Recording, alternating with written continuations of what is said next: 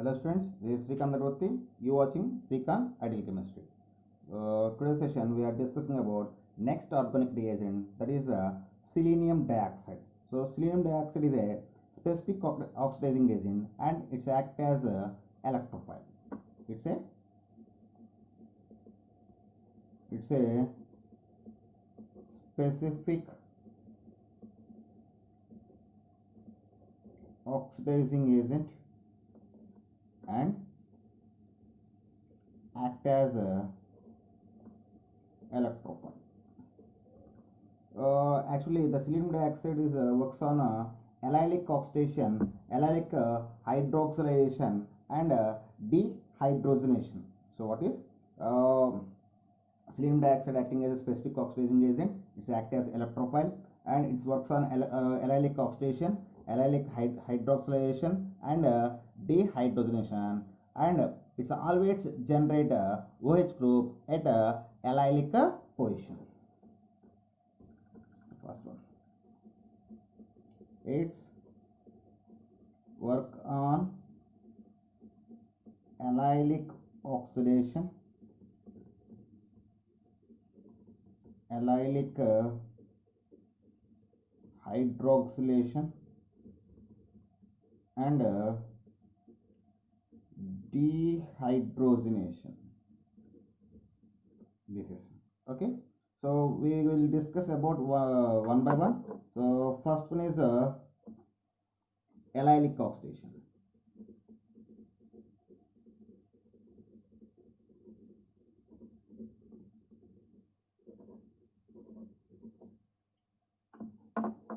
Okay. So in allylic oxidation, it's always generate the OH group at a allylic position. What is? It always generate the OH group at a allylic position in a allylic oxidation. So it's generate OH group at a allylic position. So we'll see some examples for this. So I'll just take the first example. So this is the first example. So it is we call as 1-propene. Its name is 1-propene, and this is the allylic position. So when 1-propene undergoes oxidation in presence of selenium dioxide, it can generate the OH group at allylic position. So what I make the star mark. So this is the allylic position. At this position, we got the OH group. So this is the final product. So we'll see the one more example. So this is the next example. So if you see this, when this compound undergoes oxidation in presence of selenium dioxide, so here we have the allylic position. So this is the, in this compound, this is the allylic position. So at this position, it can selenium dioxide can generate the OH group. So we got the OH group here. So next example.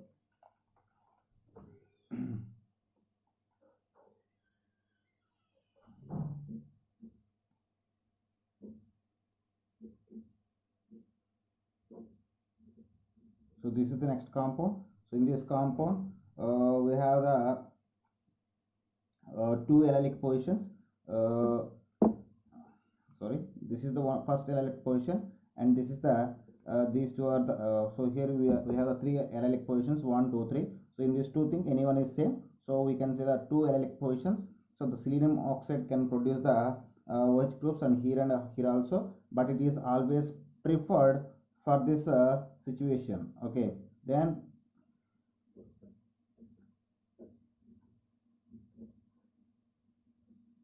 we got OH at this position. Okay, so these are some examples for allylic oxidation. Next, oxidation of alkynes. Oxidation of alkynes.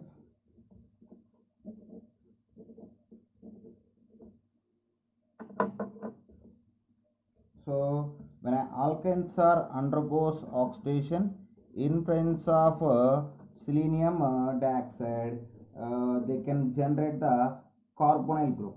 They can be generate the carbonyl group. Okay, so we will see some example for this.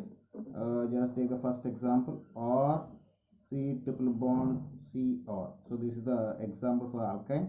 When these alkyne undergoes oxidation in with selenium dioxide in a aqueous sulfuric acid solution, it can form the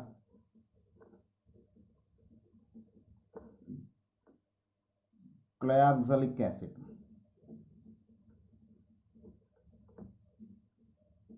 So I will take one more example, RC triple bond Cr.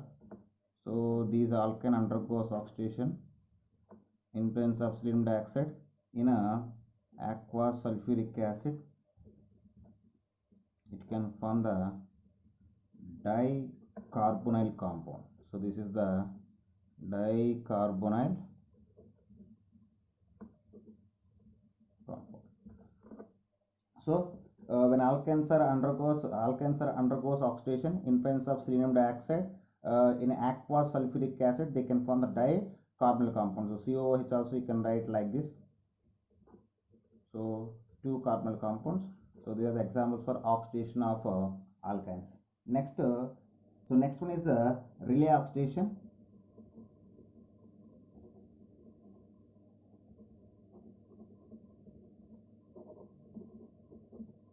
So sometimes the selenium dioxide can be done the relay oxidation. Relay oxidation means oxidation of alpha carbon atoms in carbonyl group compounds.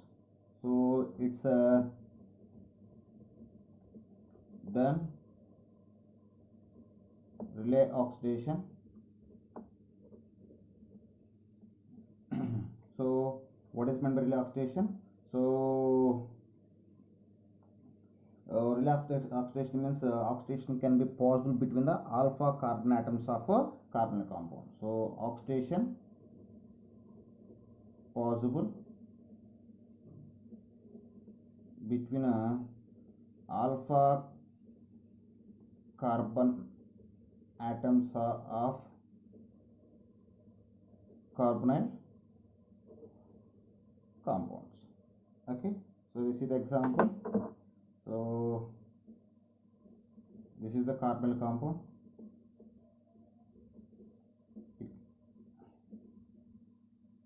It may be represent the aldehyde or ketone. Okay, so then these carbonyl compound undergoes oxidation in presence of selenium dioxide, so it can form the dicarbonyl compounds. Okay, so I will take one example.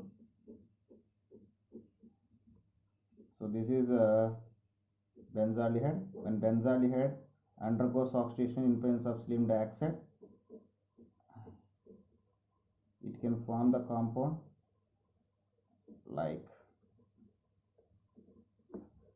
so, dicarbonyl compounds. Okay, this is about a relay oxidation.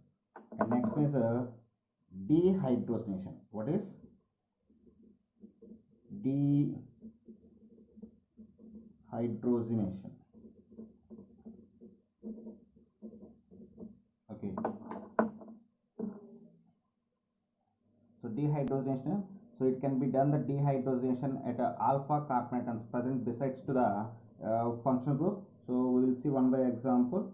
So condense hydrogen molecule at alpha carbon atoms. So just to take the example one by one. So the first example is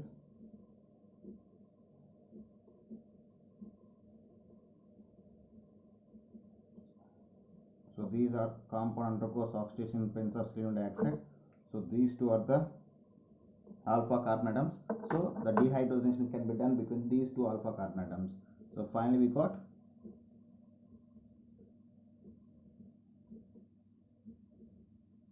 so this is the final product.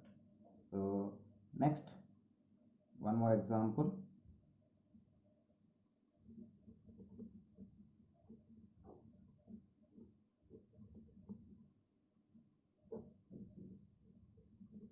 So when 2 moles of carboxylic acids undergoes dehydrogenation in presence of selenium dioxide, so they can form the compound like this.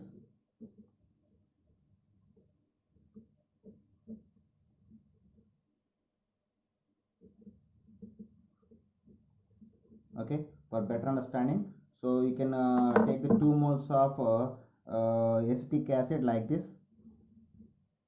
CH3, C double bond O, OH, and CH3, C double bond O, OH.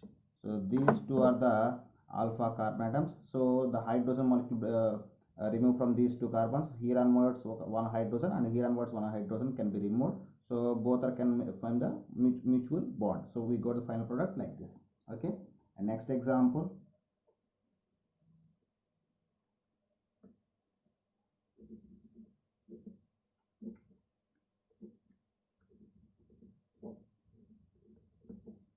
So these two are the alpha carbon atoms.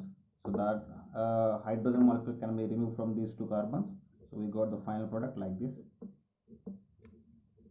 So this is the final product. And next example. Sorry.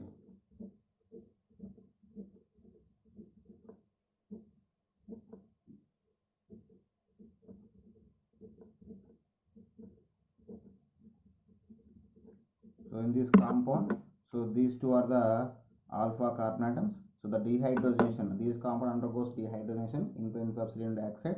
It can form the final product like.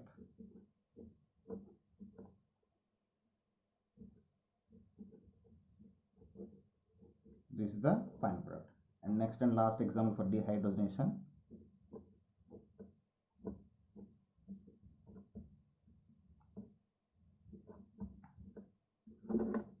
So these are the alpha carbon atoms. So dehydrogenation takes place here.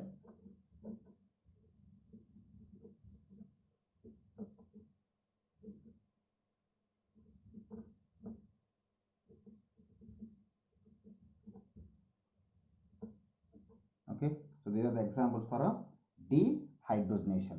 So and last category, so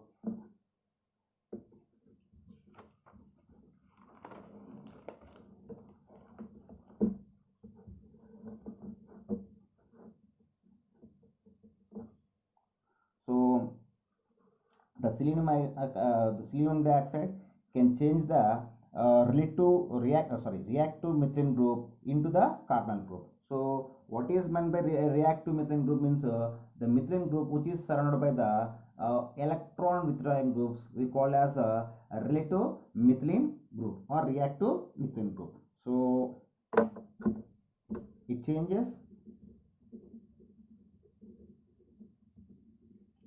reactive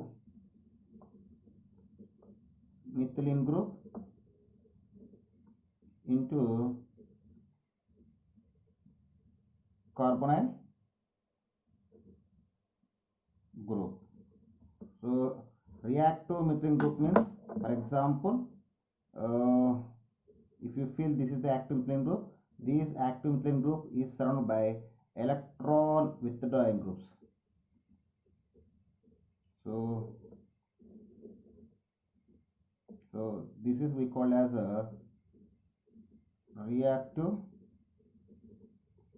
methylene group.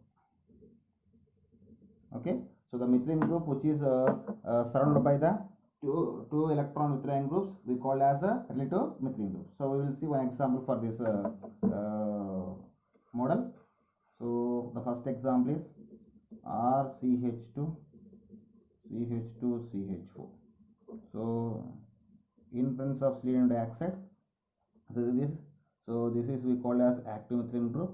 So at this active methylene group can be changed to carbonyl compound. We got the final product like this. Okay, next example.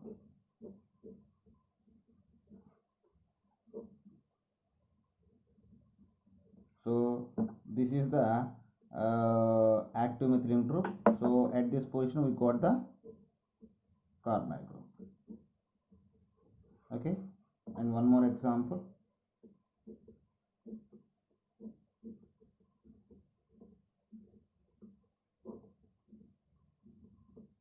So this is the active methylene group. These two are the electron withdrawing groups.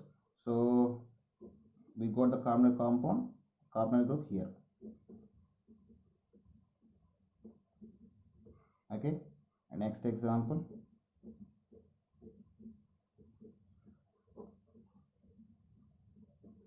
Okay, so in this compound, these two are the active methylene groups. So we get the carbonyl compound at any one of the position. So finally we got.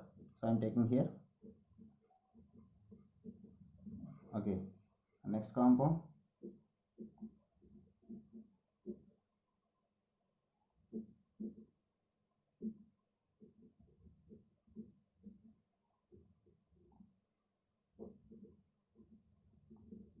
So this is the active methylene group. So we got the carbonyl compound here in presence of selenium dioxide. Okay, so these are the examples for our previous questions given in the competitive exams. So okay students, if you like my concept, please subscribe to my channel